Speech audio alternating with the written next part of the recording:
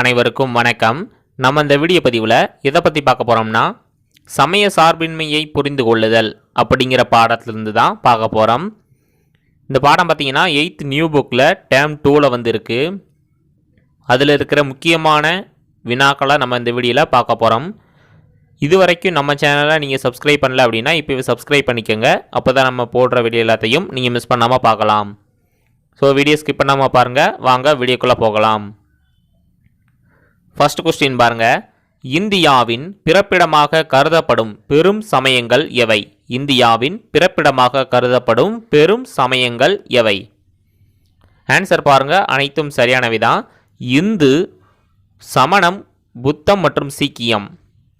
இந்த 4 மதங்களும் பார்த்தீங்கன்னா இந்தியாவின் பிறப்பிடமாக கருதப்படும் பெரும் சமயங்களாக இருக்கு. அடுத்து பாருங்க, 2வது கொஸ்டின். இந்தியா பல்வேறு நம்பிக்கைகளை சமமாக போற்றி மதிக்கப்படும் இடமாக இருப்பதோடு ஒரே தேசிய கண்ணோட்டத்தை கொண்டிருக்கும் என்று கூறியவர் யார்? இந்தியா பல்வேறு நம்பிக்கைகளை சமமாக போற்றி மதிக்கப்படும் இடமாக இருப்பதோடு ஒரே தேசிய கண்ணோட்டத்தை கொண்டிருக்கும் என்று கூறியவர் யார்? ஆன்சர் பாருங்க, ஜவஹர்லால் நேரு அவர்கள் தான் கூறியிருக்காரு.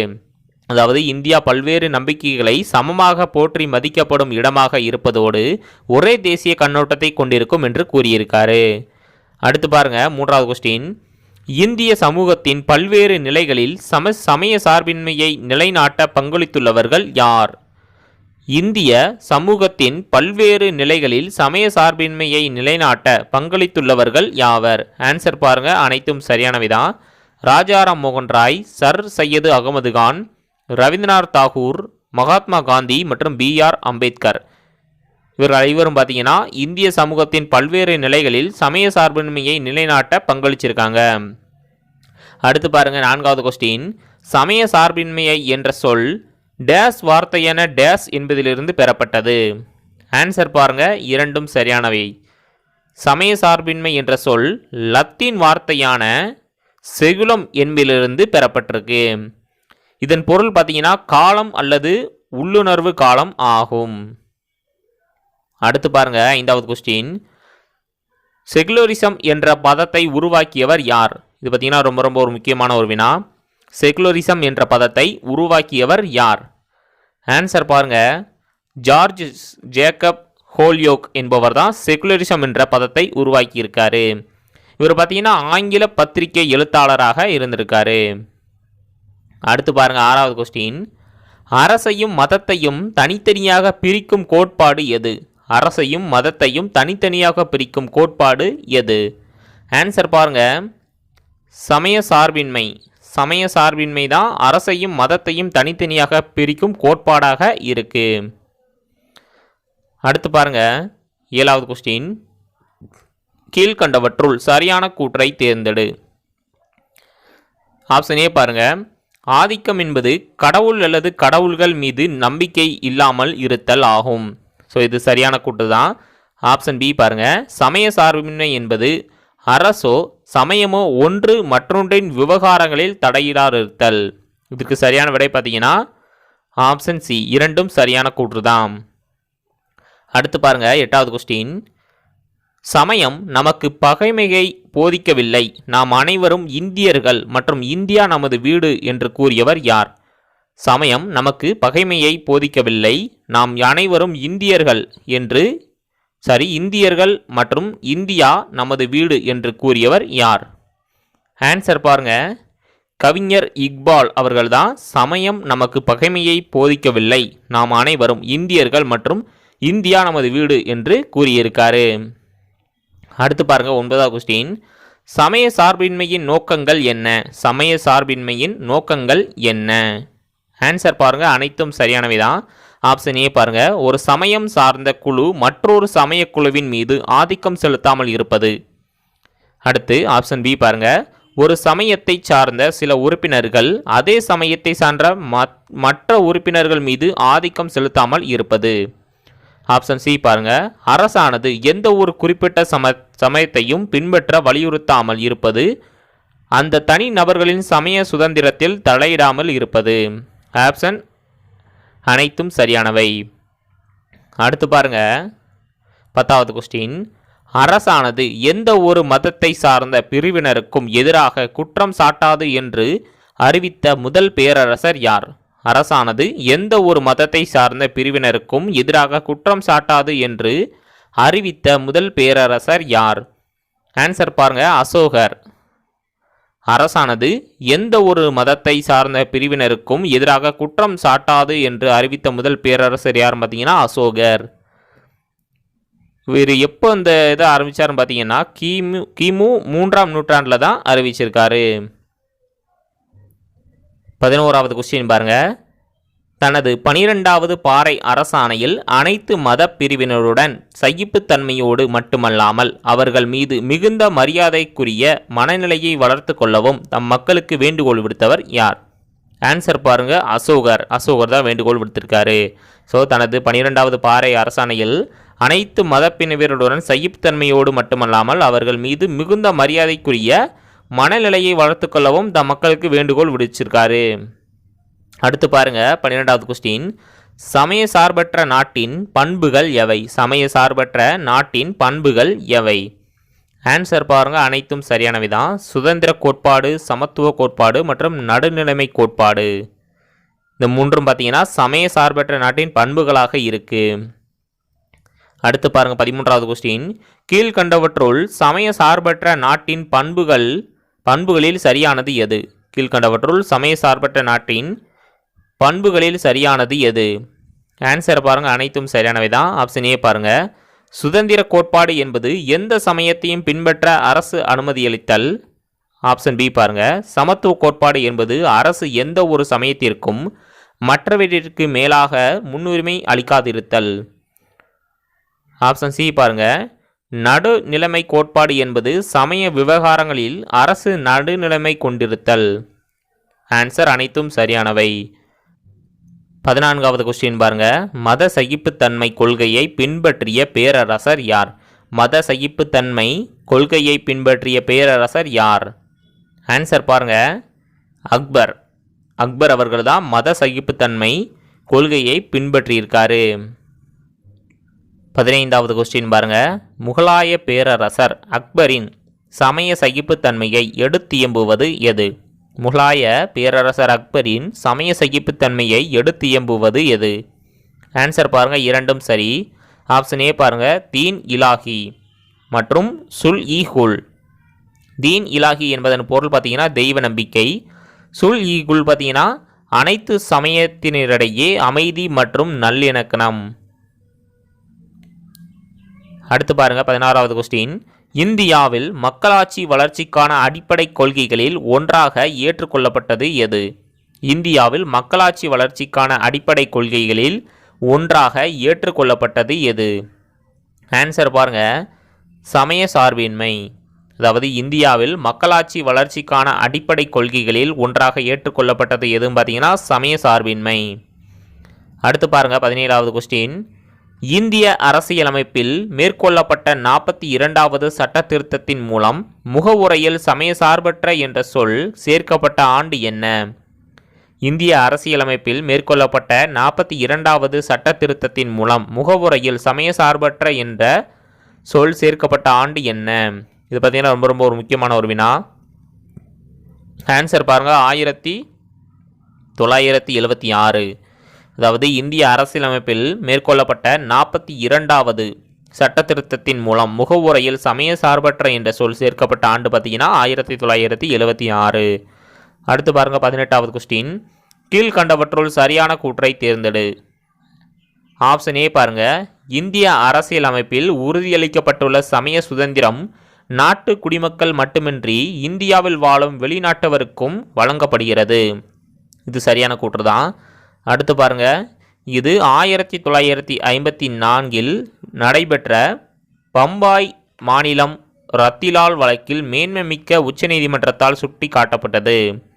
இதுவும் சரியான கூற்று தான். ஆன்சர் இரண்டும் சரியானவை. 19வது கொஸ்டின் பாருங்க. கஜுராஹோவில் காணப்படும் 19ஆம் நூற்றாண்டை சார்ந்த இந்து கோவிலில் வழக்கமான சிகரத்திற்கு பதிலாக எவற்றை கொண்டு அமைக்கப்பட்டது? ஆன்சர் பாருங்க, அனைத்தும் சரியானவைதான். இந்து பாணியிலான கோபுரம், சமண விதானம், புத்த ஸ்தூபி மற்றும் இஸ்லாமிய பாணியிலான குவிமாடம். அதாவது கஜுராஹோ என்ற இடத்துல 19ஆம் நூற்றாண்டை சார்ந்த இந்து கோவிலில் வழக்கமான சிகரத்திற்கு பதிலாக இந்த இந்து பாணியிலான கோபுரம், சமண விதானம், புத்த ஸ்தூபி மற்றும் இஸ்லாமிய பாணியிலான குவிமாடம் அவற்றை கொண்டு அமைக்கப்பட்டிருக்கு. இது பார்த்தீங்கன்னா ரொம்ப ரொம்ப முக்கியமான ஒரு வினா. அடுத்து பாருங்கள் 20ஆம் கொஸ்டின். பொறுத்துக. இது பார்த்தீங்கன்னா அரசியலமைப்பு பிரிவுகளின் அடித்தளம். பிரிவு ஏ பாருங்கள், சரி. ஆப்ஷன் ஏ பாருங்கள். பிரிவு 15 சமயம், இனம், ஜாதி, பாலினம் அல்லது பிறப்பிடம் ஆகியவற்றின் அடிப்படையில் பாகுபடுத்துவதை தடை செய்கிறது தான் இந்த பிரிவு 15. ஆப்ஷன் பி பாருங்கள். பிரிவு 16 பார்த்தீங்கன்னா பொது வேலைவாய்ப்பில் சமமான வாய்ப்பளித்தல். பொது வேலைவாய்ப்பில் சமமான வாய்ப்பளித்தல் பார்த்தீங்கன்னா பிரிவு 16. பிரிவு 25(1) பார்த்தீங்கன்னா எந்த ஒரு சமயத்தினை ஏற்கவும் பின்பற்றவும் பரப்பவும் உரிமை வழங்குகிறது. எந்த ஒரு சமயத்தினை ஏற்கவும் பின்பற்றவும் பரப்பவும் உரிமை வழங்குவது பார்த்தீங்கன்னா பிரிவு 25. அடுத்த ஆப்ஷன் டி பாருங்கள். பிரிவு 26 சமய விவகாரங்களை நிர்வகிக்கும் சுதந்திரம். சமய விவகாரங்களை நிர்வகிக்கும் சுதந்திரம் பார்த்தீங்கன்னா பிரிவு 26.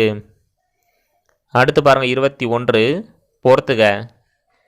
பிரிவு 27 பாருங்கள். எந்த ஒரு குறிப்பிட்ட சமயத்தையும் ஆதரிக்க அரசானது எந்த ஒரு குடிமகனையும் வரி செலுத்துமாறு வற்புறுத்தக்கூடாது. அடுத்து ஆப்ஷன் பி பாருங்க. பிரிவு 28 பார்த்தீங்கன்னா சில கல்வி நிறுவனங்களில் மதம் சார்ந்த நடைபெறும் சமய போதனைகள் அல்லது சமய வழிபாடு நிகழ்ச்சிகளில் கலந்து கொள்ளாமல் இருக்கும் உரிமை.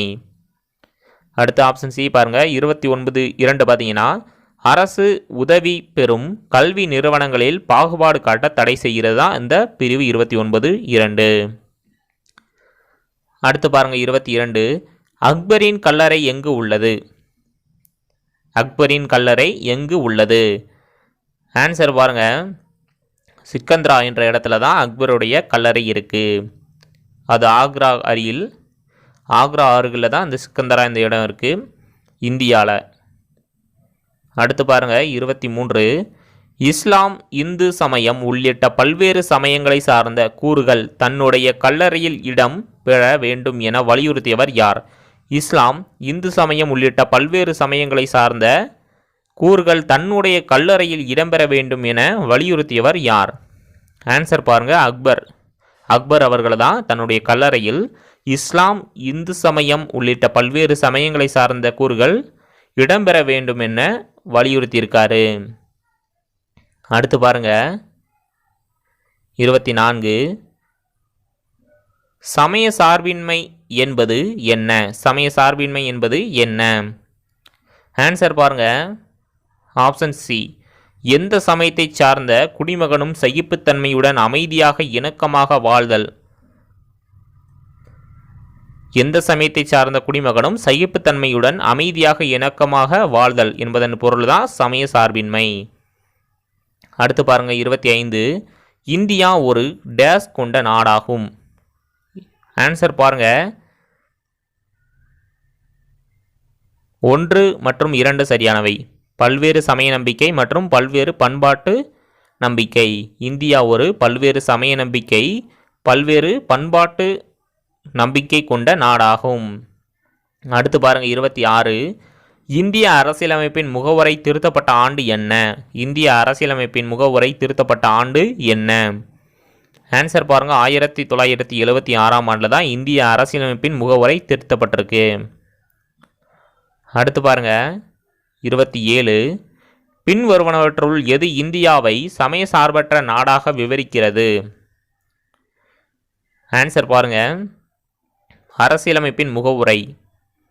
அரசியலமைப்பின் முகவுரை தான் இந்தியாவை சமய சார்பற்ற நாடாக விவரிக்கிறது. அடுத்து பாருங்க 28 சமய சுதந்திர உரிமை எதனுடன் தொடர்புடையது? சமய சுதந்திர உரிமை எதனுடன் தொடர்புடையது? ஆன்சர் பாருங்க அடிப்படை உரிமைகள்.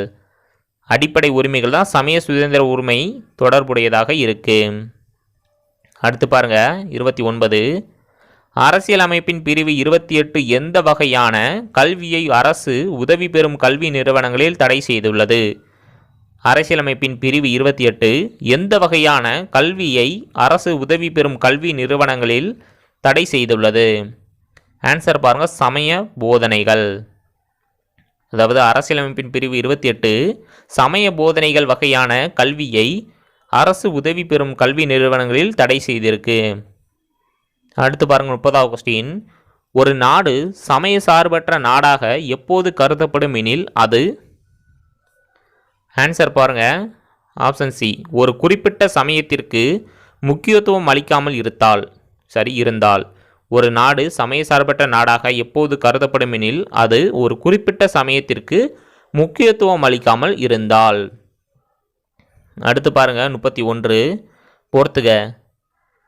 நாத்திகம் பார்த்தீங்கன்னா கடவுள் நம்பிக்கை இருப்பது, குழந்தைகள் பார்த்தீங்கன்னா வருங்கால குடிமக்கள், தீன் இலாகி பார்த்தீங்கன்னா தெய்வ நம்பிக்கை, அரசியலமைப்பு பார்த்தீங்கன்னா 1950ஆம் ஆண்டு, ஹோல்யோக் பார்த்தீங்கன்னா செகுலரிசம் என்ற பதத்தை உருவாக்கியவர் தான் ஹோல்யோக். ராஜாராம் மோகன் ராய் பார்த்தீங்கன்னா ஒரு சமூக சீர்திருத்தவாதி. 32வது கொஸ்டின் பாருங்க, கூற்று பாருங்க. ஒரு வெளிநாட்டவர் இந்தியாவில் தனது சமயத்தை பின்பற்றலாம். காரணம், அரசியலமைப்பில் உறுதியளிக்கப்பட்டுள்ள சமய சுதந்திரம் இந்தியர்களுக்கு மட்டுமல்லாமல் வெளிநாட்டவர்களுக்கும் உண்டு. இதுக்கு சரியான விடை பார்த்தீங்கன்னா ஆப்ஷன் பி, கூற்று காரணம் இரண்டும் சரி. காரணம் கூற்றை விளக்குகிறது. அடுத்து 33 பாருங்க, கூற்று பாருங்க. இந்தியாவில் சமய சார்பின்மை என்ற கொள்கை மிக்க மதிப்புள்ளதாகும். காரணம், இந்தியா பல்வேறு சமயம் மற்றும் பன்முக கலாச்சாரம் கொண்ட நாடாகும். இதுக்கு சரியான விடை பார்த்தீங்கன்னா ஆப்ஷன் ஏ, கூற்று சரி. காரணம் கூற்றை விளக்குகிறது. இந்த வீடியோ பார்த்தீங்கன்னா இந்த வீடியோ இதோட முடியுது.